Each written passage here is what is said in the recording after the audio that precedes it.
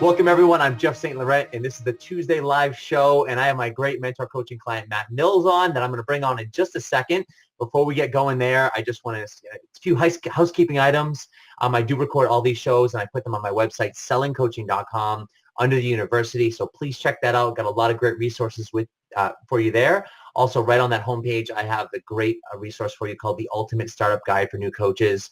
So it's a great PDF, and then it's also an audio resources for you as well. So if you download that, you enter your name and email. That also puts you in my email community. We can stay in touch. I give you some great information on a weekly basis. And also you can get a feel for how I utilize email to stay in touch with my community, which is a big asset and big thing for you to be able to be doing in your business, which of course, Matt's been doing for a while now. So I want to officially introduce Matt Mills. Matt, welcome to the Tuesday Live Show. Hey, Jeff. It's great to be here. Yeah, so you're out in LA. I'm out in Boston. So two different sections of the country.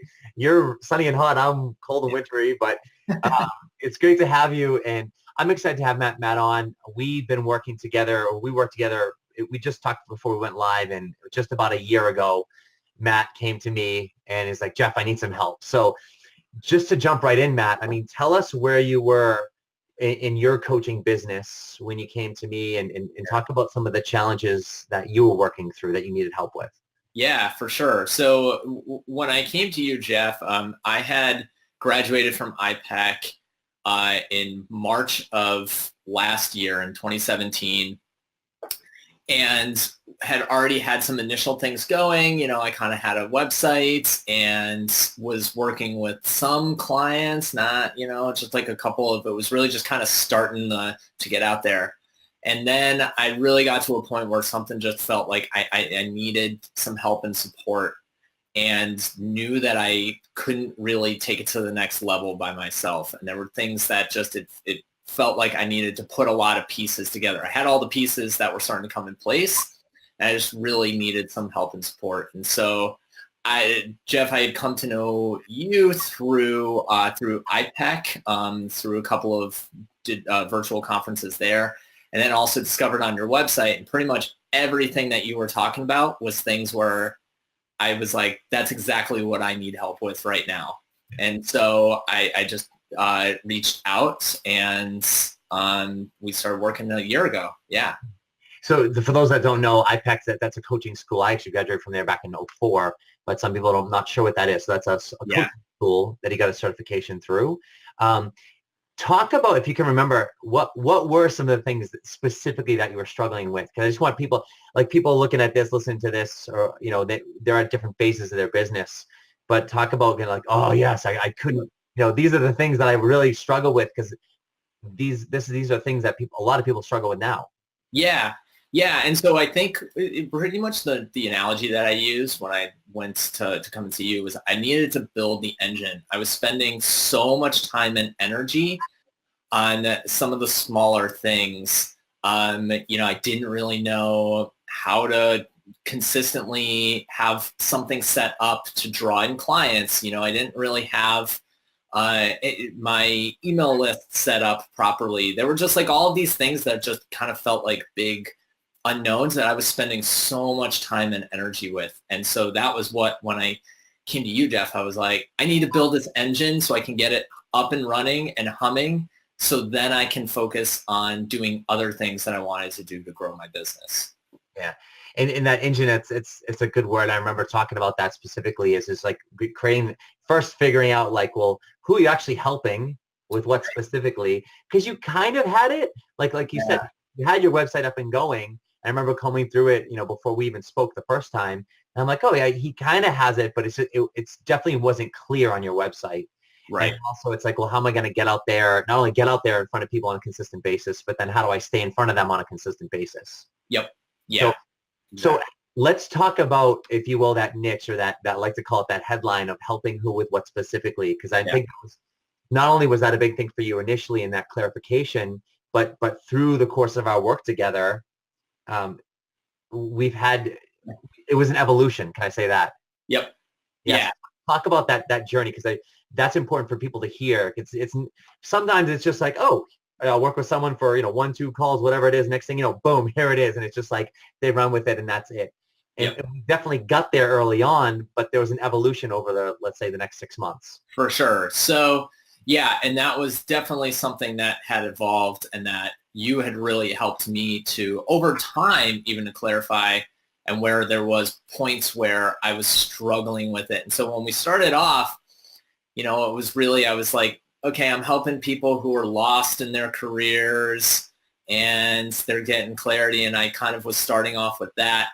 And then I remember after a period of time, I was like, look, I'm keep doing, everything, and I'm getting out that message, and it doesn't feel right. It's not resonating with me as much, which it kind of affected how I was getting out my message, and it just didn't feel quite as authentic. And it just really wasn't resonating as much as I wanted it to. And so we, had talked through that, and then it went to a point where it's like, all right, well, don't feel like it has to be so constricted so that it has to be exactly, I have an idea. I wanted to help people in their careers, people who were feeling lost and stuck and wanted to get that clarity. And I think I had started with young professionals. Like that was really kind of the demographic that I was thinking. So I kind of broadened that out a little bit. And it over time, it still has refined itself. And so now really it's the same.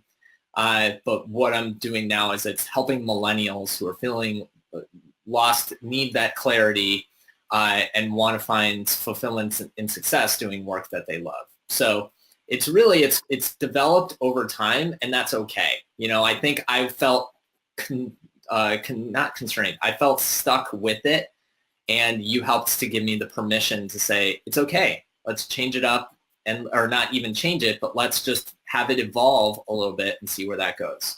Yeah.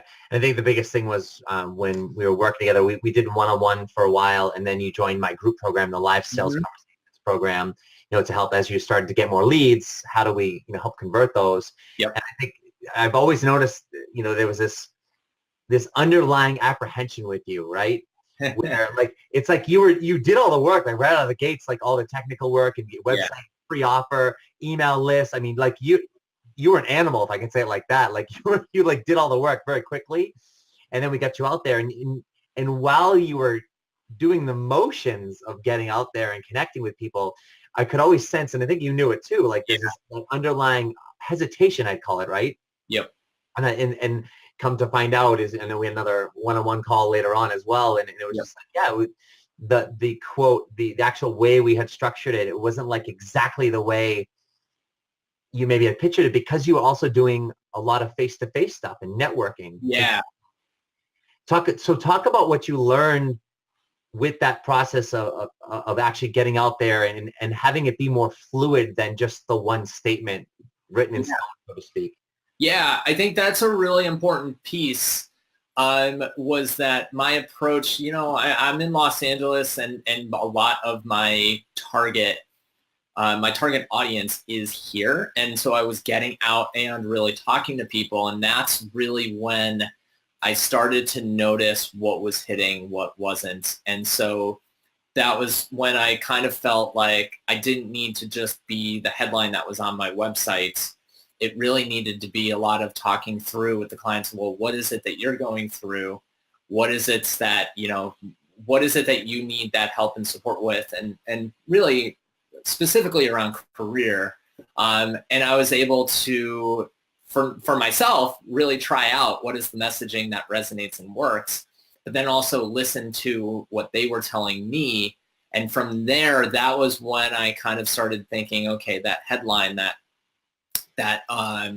what it is that I'm helping who do what has really helped to evolve. And so really it does depend on what it is that you're targeting. I know, like, one of the first things you ask is, are you primarily doing online, or are you primarily doing face-to-face? And ideally it would be a hybrid, but because primarily I'm hitting my target audience face-to-face, it was able to give me a lot of information to help me grow and evolve that.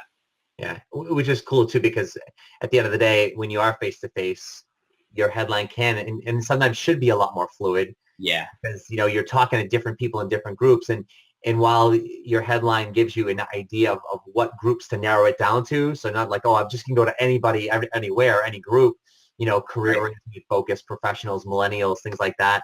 Yep. When you're there, you can be a little bit more open and fluid based on who you're talking to. And I felt like that gave you that freedom, like you said, to just feel comfortable talking about it. Yeah. Yeah. You're more than just what it says on your website, especially when you're talking to people face to face. But the great part about you, Matt, which impressed me about you is that even though we hadn't figured it out, if you will, we figured it out. Yeah. For you move forward, but not had figured it out to the point where you were like, oh, 100%, like you found that groove that you just, ooh, this is it type of thing. What impressed me about it didn't stop you. You still went out, you still did the work, you still had the conversations, and that was huge. You didn't wait behind the scenes, just like, oh, well, I'm gonna wait till I really feel good. Yeah. And that's what impressed me about you is you went out and did that. Talk about the structure that we started to implement for you, because when we started off, if I remember correctly, you didn't have a free offer. You had an opt-in, I think, just for your newsletter, or but you didn't have email going. You didn't use email. You didn't have a free offer. There was no ongoing communication with anyone in your audience to begin with. Talk about what we put together for you, because you've been super consistent with that over the last year. Yep. Yeah. Yeah, and that was where, as I said earlier, with that piece, that building the engine piece, was I had always kind of heard about this stuff, and you hear all of these things from all these online marketers, like you need to have that, you need to have this, and what you really helped with was putting together these pieces and just saying like, here's what it is. You helped me get set up on Aweber is what I use for my email marketing.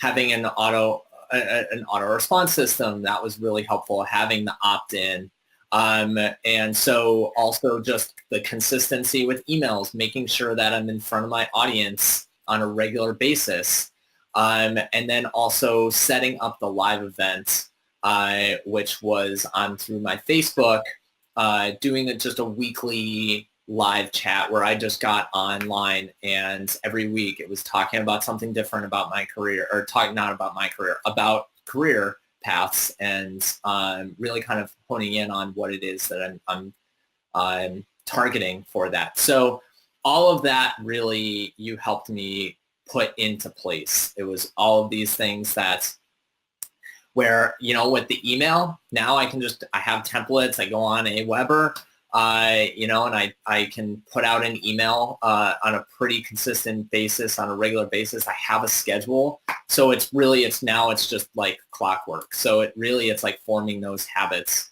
so that it's not something that did feel like such a struggle in my business. Yeah. Like you have the structure for it, which is cool. Yeah. So you structure, like, how many times do you email a week? I email out once a week now.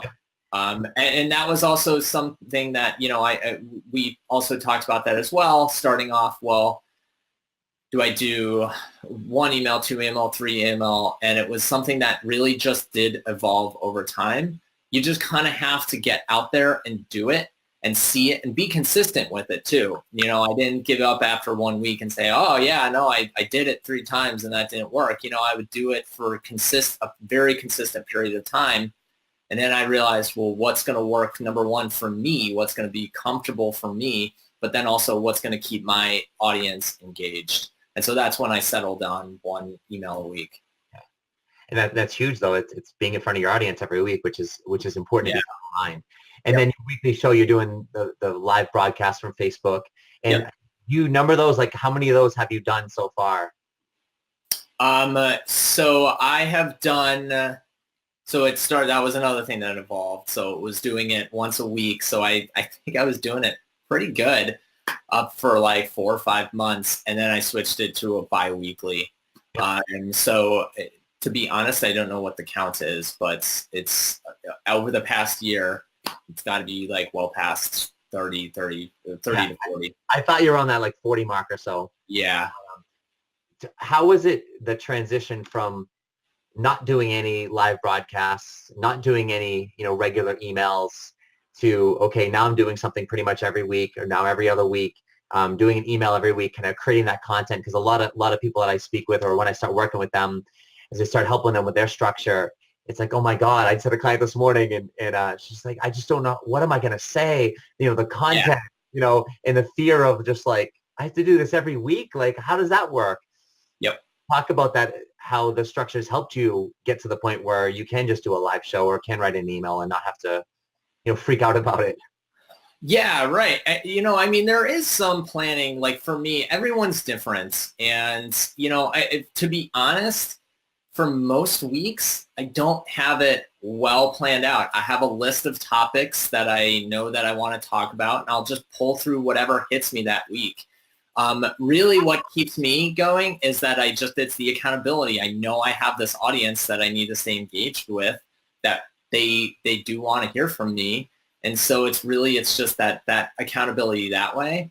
And then it really is just that habit for me. It's like now if for whatever reason I don't get something out there, it feels off. It's just, it really kind of keeps me consistent, keeps me held accountable.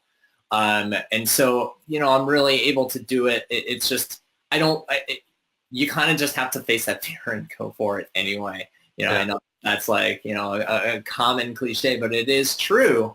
It's okay. Everything's a learning experience. Not every post that I get out there, not every email is going to be great. Not every live video is going to be awesome. I mean, there have been times when I've re-recorded a live broadcast, like that was early days. And then now it's, I'm okay if it's not going to be the best that time.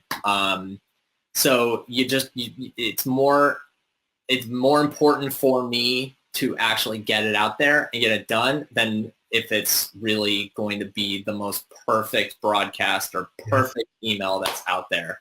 That's it, my friend. It's more important to get it done. And it's true that it's not a lazy answer. It's like, you just got to start doing it, so. Well, and what's funny is, I think on our first or second one-on-one call, you were just like, get on live, Facebook Live right now. Just go for it. Like when we hang up the phone, it doesn't matter. Like just do it. Just get on. And I did. And it was the first time I was ever on Facebook Live. And, it was scary, but it totally made me feel more comfortable and confident doing it moving forward. Yeah, absolutely. So as we start to pull this together, I just want to talk about one more thing too, and then we'll get people to your site so they can check that out as well. Yeah. So we set the structure up, we set this engine up, if you will, talked about some marketing strategies, getting you out there. Now it's the point where now you started to, get some interest, some leads, Yep. doing stuff on LinkedIn. Yep. And so talk about because we worked in my group, the Live Sales Conversations group. Yeah. And talk about that process now of, okay, I did all this other stuff and now I'm doing my weekly shows, I'm doing my emails, staying in touch with my audience, but now the conversation, the sales conversation, as I like to say, what was that like, starting to learn that and honing your skill sets around selling, if you will? That was huge. And that was definitely something that the group really was very helpful with. You really helped to, especially when you get to the point with a potential client. First of all, that has its own system itself that you've really helped me perfect, be able to, how do you really kind of ease them in?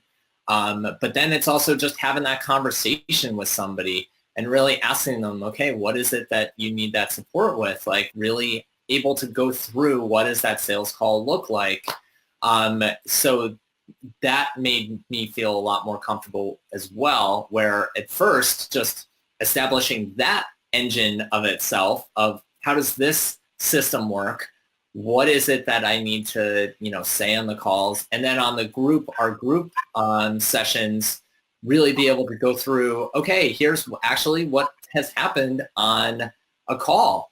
How would I handle that? And really talking that through and talking through, like, what is it that if this person has an objection or, this person didn't get back to me after they said that they were going to sign up, those kinds of things. So that was super helpful. And all of that I learned from those sales calls, I've been able to really, it take forward, and it's been effective. I think honestly, my close rate on my sales calls is pretty good.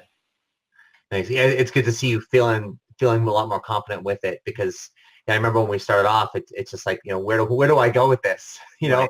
And then like natural instincts versus is saying, okay, well, let's start to understand, where this person's coming from. Yeah, Mm-hmm. and I've seen that evolution. It's great to see that it's paid off for you in the sense of helping you convert the clients. Yeah. Yeah. Where have you found to be your greatest source of leads from what you've done with the career stuff with the millennials? Yeah. So it's varied. It's like there's three different sources. One is referrals, which is pretty common. I have used LinkedIn Profinder. That was something that you and I had talked about, was where it's, for anyone who's not familiar with that, it's essentially you sign up with LinkedIn. You can do it as a life coach. You can do it as a career coach. There's a lot of different areas where you can do that. Someone on LinkedIn puts out basically a query saying, I'm looking for coaching, and then you send a proposal to them. And then if they're interested, they'll connect with you, and then you have a call. I've had a lot of leads through that. And then a lot of it really is just face-to-face, going through networking events, speaking at some workshops as well, and really not being shy at those times, not being shy to just ask people, hey, do you want to get on a phone call? Like, do you want to schedule a time to chat further? A big message that we talked about in our group work is that you talk about this, you got to hustle. You really do. You have to be aggressive. And not like aggressive is not really the right term, but you can't be afraid to ask someone if they want to talk further with you. If you know that you can help them, then you just have to go for it. You just have to say, let's get on the phone and talk. And so honestly, that's just been the most effective way. It's just being direct and asking people, hey, I know you're struggling in your career. That's what I do, is I help people who are in your situation. Would you be interested in talking further? And most often they're always like, I would love that. Yes, and that's exactly it. I remember the group call that we were on. And you and another client, you guys were talking about that aggressive word, but it wasn't aggressive. And then we said hustle. It was that hustle. Yeah. That was a big turning point for you. Yep. And you and that other person, girl as well, is like, it was like, okay, I've got to hustle. I've got to go after that business. I can't just sit around and just put a show out or put an email out or put a post out and expect people are going to come to me. I've got to hustle. I've got to create conversations. I've got to be proactive, interactive. And I remember in with the spreadsheets we've created, in terms of getting out there, the conversations, keeping track of those conversations. You've done a lot of stuff, Matt, like we talk about Profinder, and remember we started tracking all the conversations you started having, the results you were getting from those. Yep. So there's a lot of behind the scenes work that goes into, someone moving forward with it, but I've always been impressed with how you put that together.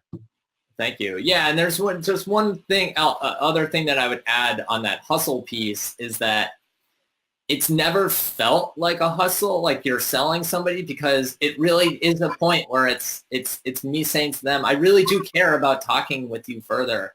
So on LinkedIn, it's getting them offline and saying, like, we could message back and forth, but I really just want to get on the phone and talk to you and hear what you're doing. And I think as a coach that's super important. You have to really care about helping the client and talking with them further. And then all of that other stuff kind of feels easy.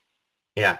You have with the phone, because I'm a big proponent of pushing people, use the phone. Yeah. Hear you say that. As we start to wrap this up, talk about maybe some of the biggest benefits or value that you've received from, our work together and the mentor coaching. Yeah. So, the mentor coaching, it was great. Number one, for putting together that infrastructure for me, where now it has really felt like that piece is easier and I'm able to now take it to the next level. So, and you've been there with me when I've really felt like, hey, I need to push myself a little bit more. I feel like I've outgrown this part of my business. I'm ready to expand. you've really helped me through that. And I think that that's been huge. And also the accountability. It really is true. Coaches need coaches, and you can't do this all on yourself. So whether it's a community, a one-on-one coach, a group program, whatever it is,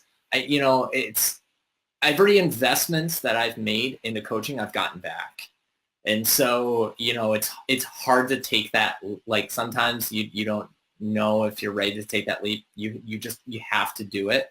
Because I look back, I've reflected back on where I was a year ago, and I would not be where I was now if I hadn't reached out to you initially and started working with you. It's taken me to the next level, and I now am able to continue growing, which is really exciting.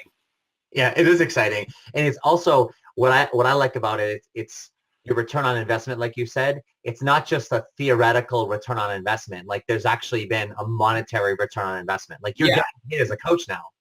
For sure. Totally. I've honestly, I'm not kidding. Every investment I've made back through coaching. Which is huge. That's the biggest thing about it. It's not just, there's working with a coach and it's like, oh, there's that theoretical, like the emotional return on investment. Like, oh, this is so valuable. I could never do without it. Yes, there's that too. But like, what I'm proud of and like I love to see with you is like, let's work together because I want to get you paid. I want you to make back your investment with me and whatever else, multiple fold so you can start to do this on your own. Yep. So as we wrap this up, tell people, how they can reach you. Let's talk about your website. Get in there. Let's talk about, how they can reach you and get a hold of you and what you do. Yeah. So as far as for my website, mattcmills.com. Is where you can go. I have a couple of free offers. I have one where you can do sign up and do a 15-minute pretty much just career tip call. It's really just like a no sales zone for the 15 minutes. You can do that. Also sign up for my email list on there as well. I do also have a free guide, a how to land a job you love guide as well. But even if you just want to join my email, if you're not looking for some career advice, I'd love to just have you part of my community. And then also you can find me on Facebook. So it's facebook.com, Matt Mills Coaching. I post regular updates on there. That's where I do my live events. So and also on LinkedIn. So LinkedIn, you can find me, Matt Mills. That's now really where I'm starting to grow a lot of my business. So please feel free to connect with me on there as well.